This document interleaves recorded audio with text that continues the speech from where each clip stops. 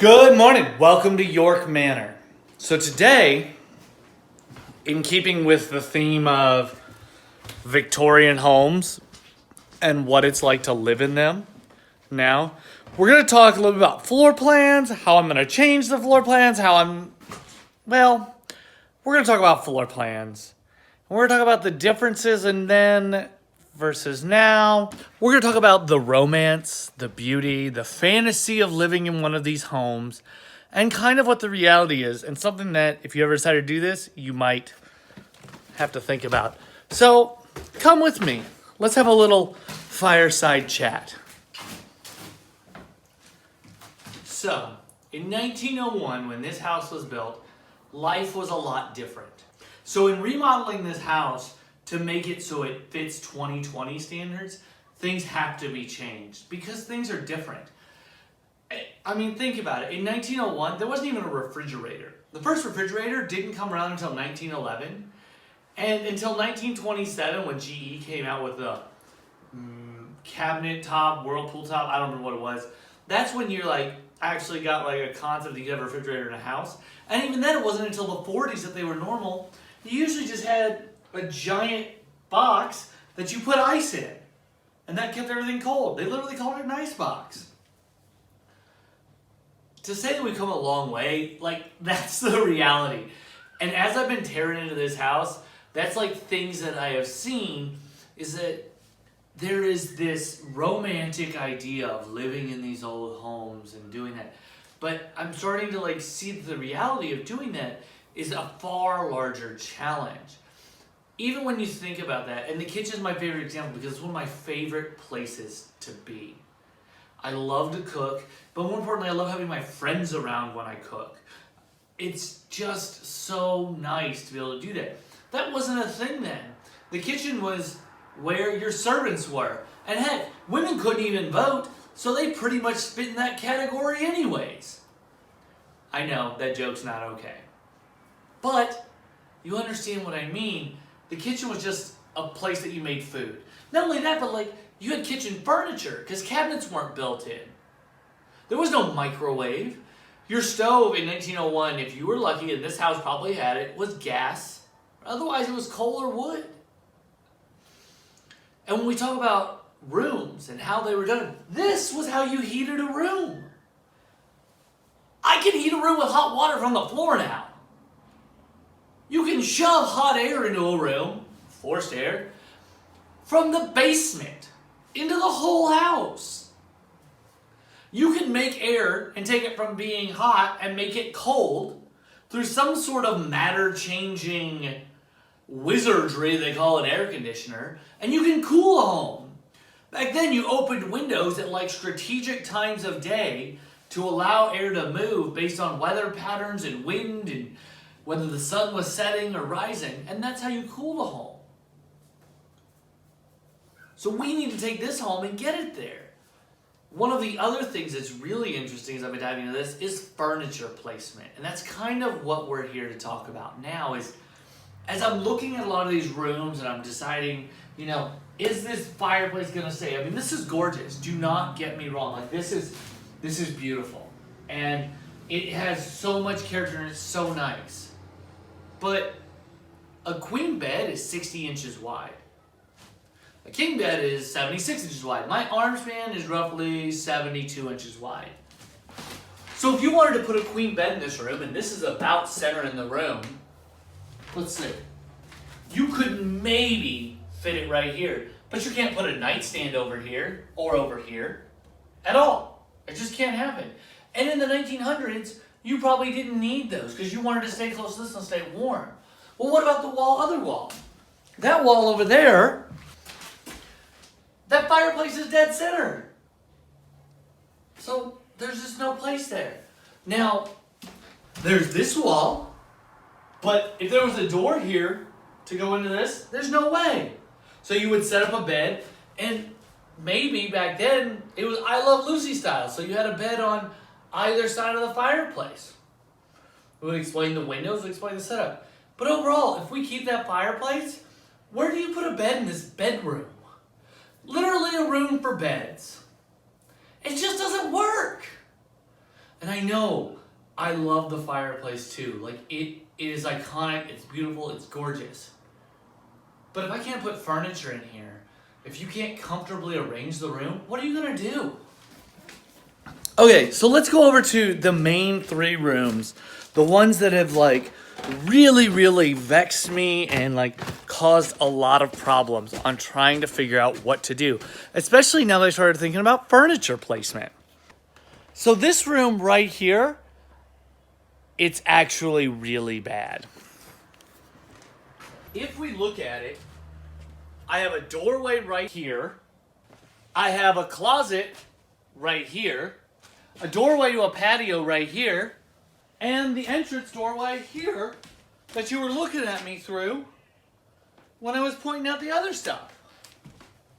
So where do you put a bed, right? So if we make the standard roughly my arm's length, right?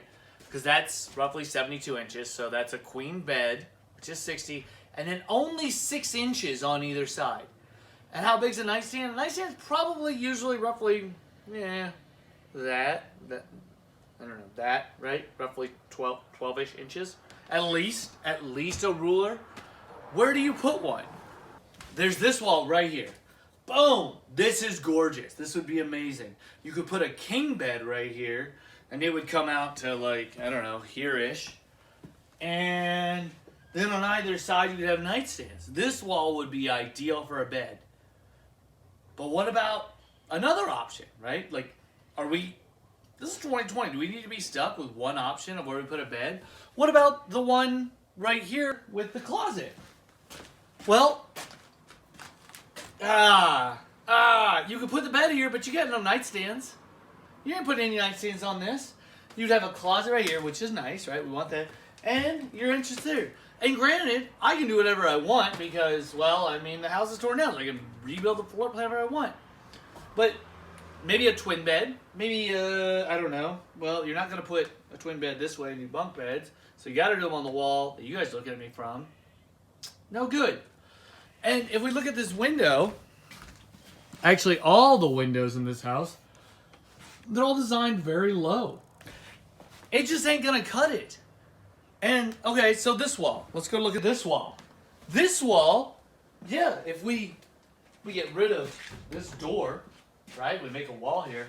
Glorious. Beautiful. Plenty of space. Except, this is where you come in and then you've run into a bed. Oh, and you want to go out to there? Now you got to walk all the way around to get out to that. To get out to your patio. Not ideal. Not impossible. Not terrible. But definitely not ideal. And if you've gotten this far, are we going to settle for not ideal? If we don't absolutely have to? I'm not happy doing that. So let's go over to the biggest room, which is pretty sweet. This room's beautiful, right? Like, let's take a little bit of a look-see. You have lots of options here. If this wall's gone, you can put a bed here. But again, we run into the issue of your bed is in front of that door, and you don't want that. You want nice, open, free-flowing space, right? This wall wouldn't be bad. You put a bed here, and then you've got access to a closet. But also, these closets, probably good for a kid, teenager, whatever, right? But if you've got adults living, it might not be enough, might not cut it. And if you ask me, this is the wall that your bed would go on. You would come in, and I mean, you could put a king bed on here, right? You have a bed right here. It would be nice. Like, that would work out well. But let's go over to this other room then. In this room, you also don't do too bad. That wall's no good. You got windows on it, they're too low, your bed would stick up. Not ideal, not what we want, especially not when we're getting to the side. This wall behind me, that wall works. That wall would be really nice. Like, look at this. Like, all the space. The wall to your right. This wall would also work, except if you put a closet or a bathroom here. Then you would have to take your bed and you would have to, whoa, Oh man, I almost died there. You would need to put your bed here, and then that would only leave you with, what is that? Maybe 3 feet. So you would have to like walk around and then get in here or roll over the bed, which, I mean, I'm all about the action roll. Just combat roll right into your closet. Or even better, where you put a sunken in bathtub and you combat roll over your bed and down into your bathtub. New floor plan idea. So do you see what I'm saying though? Like, it just doesn't quite work, right? Like, you can live in it, it's functional, but the romance probably doesn't match the reality. When you're trying to fit things in here, trying to rearrange furniture, put desks, dressers, etc. in here, it probably just doesn't quite match. And that's kind of one of the things about living in one of these things, that like, they're gorgeous, they're beautiful, but I am gonna have to bring it up to there. We haven't even gone downstairs to look at the parlor / living room. And don't even get me started on this parlor. Modern furniture sits on walls. It rarely is free floating. And this parlor is not designed for that. I love the parlor. I'm gonna try to do free floating furniture, but I have to get new furniture. This window's too low. What, you gonna put a couch over here? What, a love seat over there? And a miniature love seat over here? No. I will tell you one perk. And right now the house I live in is from 1909. So I have windows very similar to this in it. My couch right now sits about yay high. So you know what this window becomes? The best place for your cats. Oh my goodness. And that might not be the thing that's like a selling point for everybody, but I tell you what, it is pretty great. The kitties come up and over the couch, and they sit right here. They look out the window. And at my place, it's like the yard, and so there's squirrels and stuff right now. So like, look at, I couldn't imagine them looking out here at people and cars and stuff. They would love it. But for most people, that's not a selling point. Y'all need more cats. And this wall, you're definitely not putting anything here. A wingback chair and a wingback chair, maybe. It's just not set up for it. And this is not to discourage you from getting one. It's just to understand the realities of something like this if you decide to take it on. When we look at this entryway, it's beautiful, but it might be the only room that I can do anything with.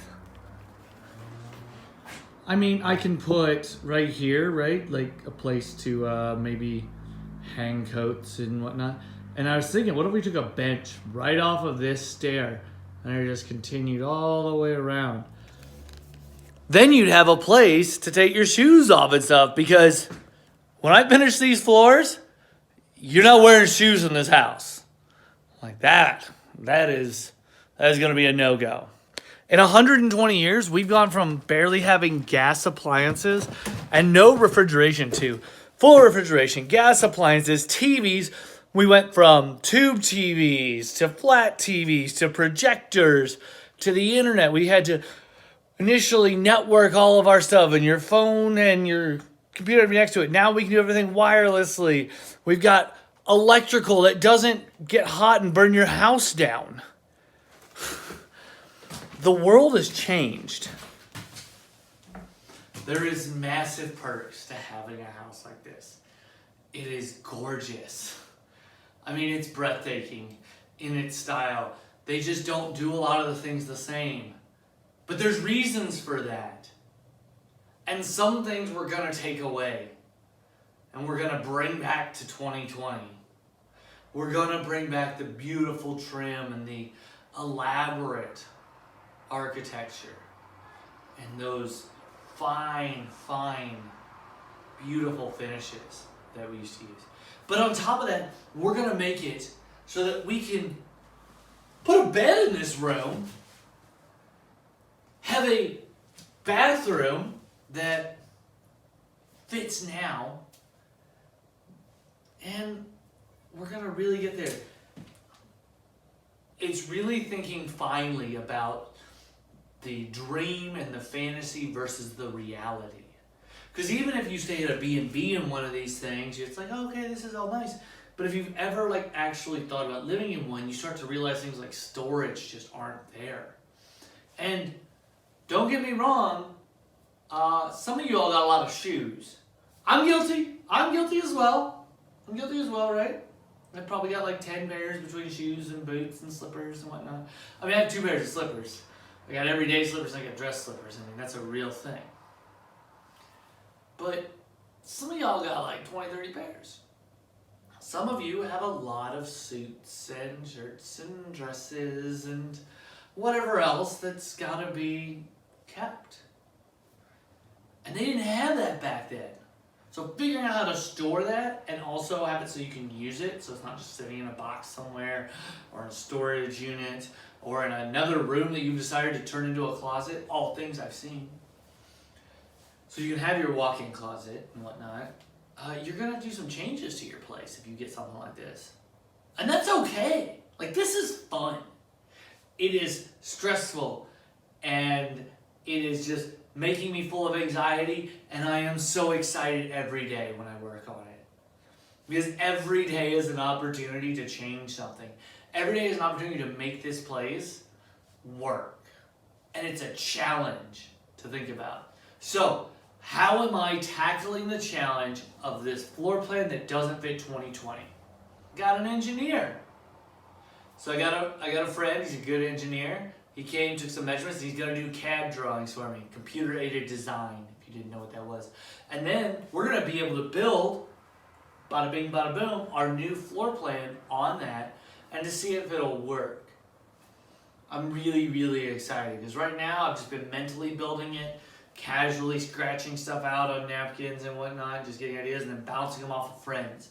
But I'm gonna be able to put that down for realsies. So that should be in the next 4 days or so. I'm gonna give myself a week, right? Depending on how fast he works. I'm super excited. And I'm actually really enjoying making these videos too. This week's been kind of hectic. I've had to help a friend move. I loaned out the dump truck so it could be used for yard work. Hey, if you got friends, they're important, right? This project's super important to me, but if friends need help moving and you got the ability to do it, help them out. Your friends are important. I got a dump truck now that makes yard work for a friend that's completely redoing her yard, that has come here to help me do this. It makes her life way easier, right? Take care of your friends. Take care of your friends. But it's been a little hectic, but I've really enjoyed making these videos, learning a lot about editing, trying to figure out how to do sound. The sound on this isn't as great. You heard a bunch of like dogs and cars and stuff and whatnot. So I'm gonna try to remedy that, maybe get a microphone or something.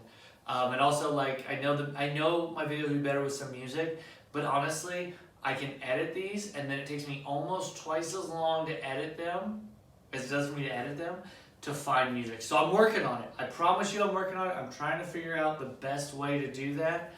And it's kind of, that one's kind of vexing me at the moment, right?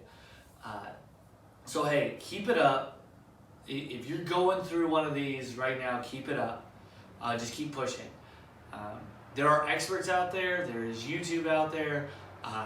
You can shoot me a message. It doesn't matter. I will do whatever I can. I admittedly am learning as I go right now, but you know, if this video's up in a few years and you've got questions, ask. I'm more than willing to help.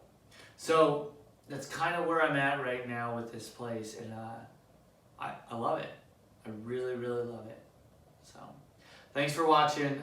If you're enjoying the videos, hit the subscribe button. Also, throw me comments on what you guys want to see, ideas. If you've got ideas for the place too. Someone commented about a Jack and Jill bathroom. We will talk about that probably on the floor plan episode, I promise. Otherwise, I love all of you. I thank you so much for taking the time to watch this. I know your time is precious. If you actually enjoyed it, give me a thumbs up. If you didn't, give me a thumbs down. If you really didn't like it, give me a double thumbs down. Either way, I'll see you tomorrow. They even left the attic unfinished. Who does that?